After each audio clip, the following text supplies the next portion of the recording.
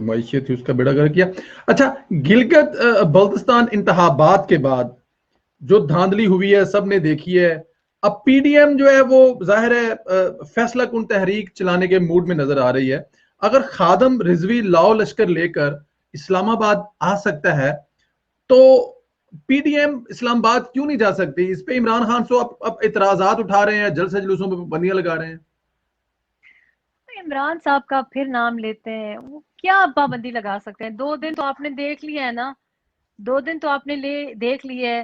وہ عمران خانی کی زبان میں 20,000 بندہ 20,000 بندہ جو آیا ہے، جام ہو گیا پنڈی اسلام آباد، نیٹ ورک بند، ہاتھ پاؤں 2 پھول دن گئے.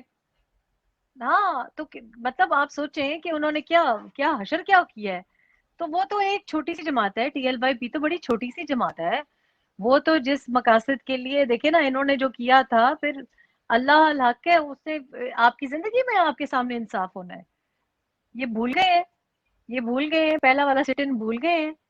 تو وہی راستہ، وہی سڑکیں اور حکومت مختلف، اور حتیٰ کہ ایجنڈا بھی وہی، اور اس بار ایجنڈا تو بھی وہی. ایجنڈا بھی وہی. اچھا وہ ایک بات کوئی اور بھی اس میں آپ کی بات میں ایڈ کر دوں. حقان عباسی صاحب سے سوال کیا انہوں نے کہا جی دھرنا دینے والے بھی وہی ہیں، دلانے والے بھی وہی ہیں، تبدیلی تو کوئی نہیں آئی کسی قسم کی. لیکن دیکھیں ایک فرق ہے نا کہ یہ جو سارے کے سارے ایک صفحے پہ تھے، ایک پیج پہ تھے، وہ پتہ نہیں اتنا لمبا صفحہ ہے وہ ختم ہونے کو ہی نہیں آ رہا. لیکن اس زمانے میں تو شاید خاقان عباسی کہہ رہے ہیں کہ میں تو پھلانگ کے عمر میں مجھے دیوار پھلانگ کر کے جانا پڑا.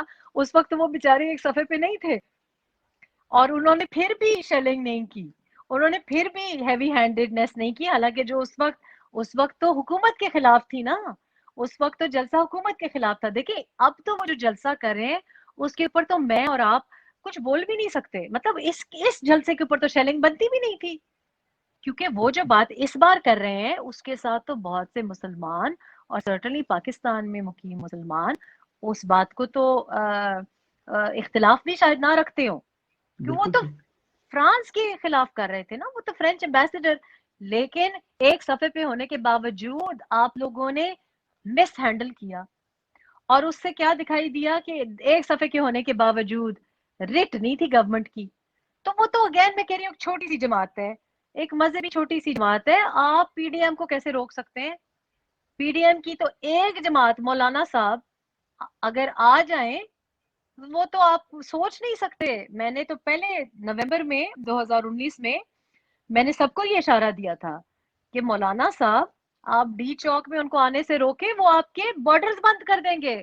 یہ میں نے کوئی دھمکی نہیں دی تھی، میں جانتی ہوں کہ وہ کیا کر سکتے ہیں. بھائی مجھے پتا ہے، میں ایز اے رپورٹر کام کرتی رہی ہوں، میں نے ایسی جگہ جے یو آئی ایف کا بندہ دیکھا ہے.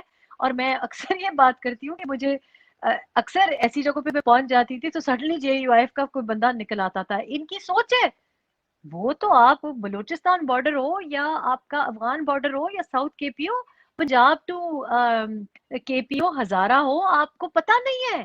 یہ میں نے دھمکی نہیں دی تھی، میں نے انفارمیشن شیئر کی تھی کہ مت ان کو اکسائیں، مت ایسا کریں.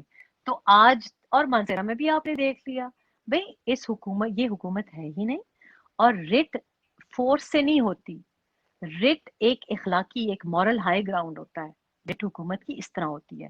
تو آج وہی بات میں دہراتی ہوں کہ آج ایک صفحے پہ ہونے کے باوجود بھی سلیکٹرز 9 سیٹیں صرف دے سکے. اور یہی وجہ ہے کہ کوئی رٹ نہیں ہے، نہ اسلام آباد میں رٹ ہے، نہ مانسیرا میں رٹ ہے، نہ کراچی میں رٹ ہے. اور اس وقت تو پی ڈی ایم میں تو سیاسی جماعتیں ہیں، لیکن سندھ پولیس تو پی ڈی ایم کا حصہ نہیں تھی نا. عوام سراپا احتجاج ہے. اس دن